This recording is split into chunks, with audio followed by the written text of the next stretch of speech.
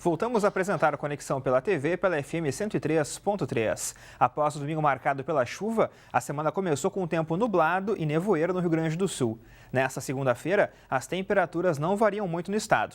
Porto Alegre amanheceu com 18 e durante a tarde a temperatura deve chegar aos 24 graus, assim como aqui no Vale dos Sinos. Acompanhe agora a previsão para esta terça-feira.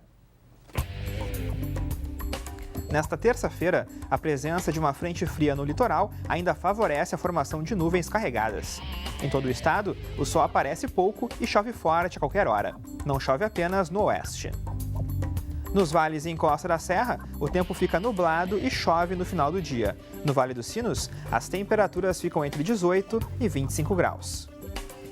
Em Canela, mínima de 14 e máxima de 20 graus. Em Araricá, a mínima é de 19 e máxima de 24. Em Esteio, as temperaturas ficam entre 19 e 25 graus. Em Cidreira, mínima de 19 e a máxima atinge os 25 graus. Alimento e nutrição são essenciais para a sobrevivência do ser humano e, portanto, direitos fundamentais. Para refletir sobre o contexto alimentar brasileiro, o Instituto Humanitas Unicinos realiza a partir de hoje um simpósio internacional com o tema Alimento e Nutrição no contexto dos Objetivos do Desenvolvimento do Milênio. E durante a semana, aqui no Conexão, estaremos debatendo assuntos ligados aos desafios da alimentação. O tema de hoje é o uso de agrotóxicos e os prejuízos que ele traz para a segurança alimentar. Para falar sobre isso, recebemos aqui no estúdio os integrantes da Cooperativa de Trabalho, Educação, Informação e Tecnologia para Autogestão, Rosana Kirsch e Alan Tigel. E também conosco a Aline Araújo, advogada e mestranda do Programa de Pós-Graduação em Ciências Sociais Aplicadas da Unicinos. Sejam bem-vindos aqui ao Conexão, tudo bem? Olá, tudo bem? Sejam bem-vindos. Bom, Rosana, a gente viu que o Brasil é um dos campeões, acho que o campeão, no uso dos agrotóxicos. Por que isso acontece, então? Por que existem países que conseguem já não trabalhar mais com isso e a gente ainda está atrás, nesse quesito? Acho que a gente pode ver duas questões principais.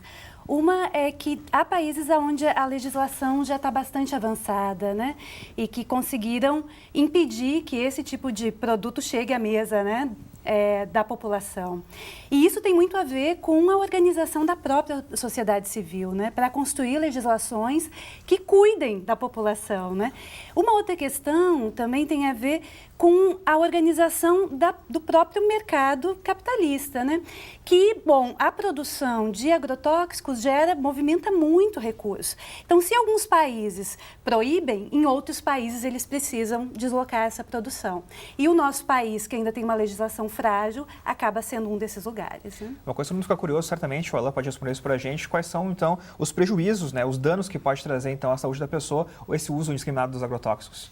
Pois é, a gente, nós que fazemos parte da campanha permanente contra os agrotóxicos e pela vida, estamos aí já há 3 anos, fazendo esse alerta para a população em geral sobre os males que os agrotóxicos causam à saúde. Quando a gente fala saúde, a gente está falando aí de um conceito ampliado, que envolve as condições de vida, a alimentação e, inclusive, o meio ambiente. Então, a gente tem aí, durante esses 3 anos que a campanha está funcionando, a gente já tem diversos relatos científicos, e provas produzidas aí pela academia, inclusive, em conjunto com os movimentos sociais, que mostram esses danos. Então, a gente tem desde chuva de agrotóxicos no Mato Grosso, os agrotóxicos no leite materno, a má formação em crianças, em bebês, que são todos esses danos que podem acontecer na saúde das pessoas no curto prazo, ou seja, logo após a aplicação do agrotóxico, ou aqueles danos que são mais crônicos, que aí esses são os mais complicados, aí o câncer, a depressão e vários outros problemas que aparecem aí depois de muito tempo de exposição aos agrotóxicos. E, Aline, existem alguns alimentos que têm mais agrotóxicos que as pessoas deveriam se preocupar ao consumi-los? Olha, hoje, como tu referiste, nós vamos assistir ao filme O Veneno Está na Mesa 2. E no Veneno Está na Mesa 1, tem ali, por exemplo, o pimentão, que é um dos alimentos que mais que mais absorvem os agrotóxicos e aí tem diversos, várias escalas. A uva, eu não sei exatamente te listar quais são, mas lembro, recordo do pimentão, recordo da uva, e até é interessante, porque falando nesse assunto, Aí hoje de manhã teve o Veneno Está na Mesa 1, e ali tem algumas informações sobre a respeito exatamente de quais são os alimentos que mais absorvem os agrotóxicos, os venenos, né, na verdade, né? O agrotóxico é um eufemismo. E o que importa, o que se deve considerar é que não é que a gente tenha que deixar de consumir esse tipo de alimentos, mas que a gente faça do ato de se alimentar um ato revolucionário. Ou seja, que cotidianamente a gente busque alimentos que a gente sabe que não usam esses defensivos agrícolas, que na verdade são venenos. Então, a gente tem feiras, tem agricultores, como tu referiste também, né, agricultores alternativos que procuram formas agroecológicas de produzir os alimentos, que não colocam esses venenos. Porque a gente sabe que, no fim, esses produtos eles acabam sendo mais caros também, né? Enfim, aí também tem essa questão do acesso, que às vezes as pessoas elas também querem consumir mais frutas, verduras. Acho que se todo mundo tivesse essa escolha, ia preferir com certeza que não tivesse absorvido esse tipo de veneno, né? Mas e como, né, sair disso também? Com certeza. E aí a gente entra num problema fundamental, né? Que mais do que achar qual alimento que usa mais agrotóxico ou não, é entender isso como um problema de política pública, né? Então, hoje no Brasil, a gente tem uma clara opção aí pelo agronegócio, que é o responsável, né, grande responsável pela essa quantidade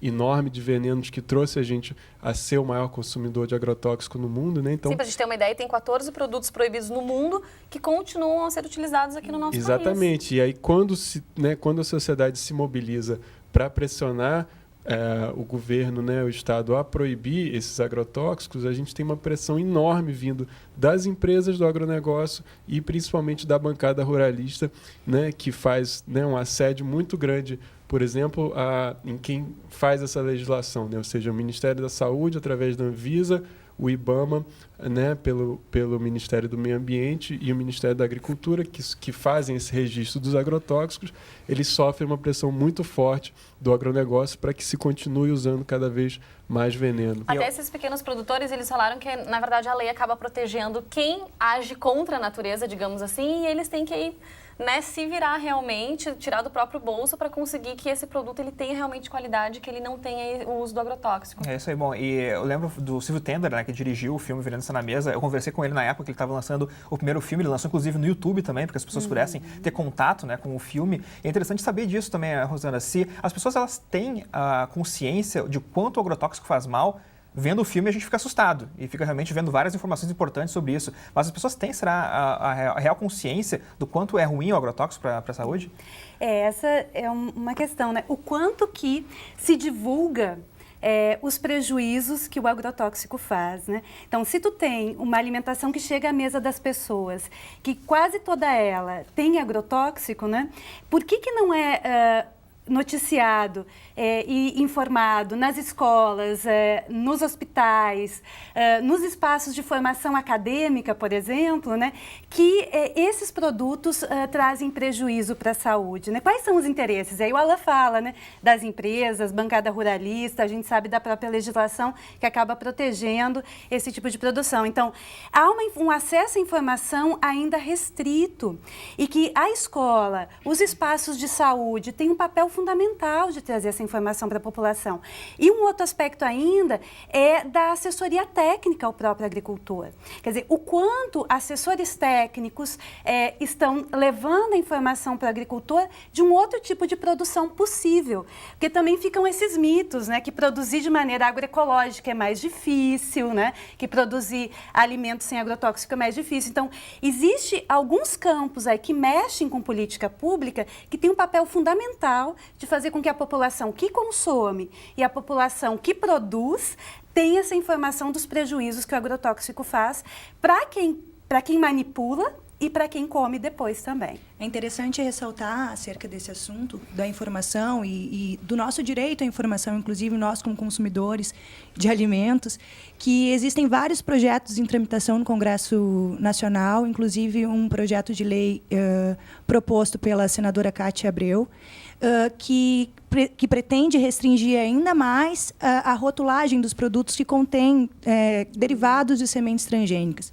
Isso é um atentado, porque nós temos o direito a saber do que nos alimentamos e com o que nos alimentamos. Então, existe uma pressão política muito forte para fazer com que nós sejamos cobaias desses experimentos, dessas inovações da engenharia genética, como é o caso dos transgênicos também. E importa ressaltar, também eu acho que cabe considerar aqui, que o Brasil ele permite a utilização de agrotóxicos que são proibidos nos próprios países de origem desses venenos. Então, para a gente ter noção da amplitude das forças políticas que estão se digladiando, né, nesse debate, nessa arena, digamos assim. E é um assunto que reflete em todo mundo, sem dúvida, Certamente. né? Bom, Conexão faz agora um rápido intervalo e na volta tem mais bate-papo aqui no estúdio. A gente já volta.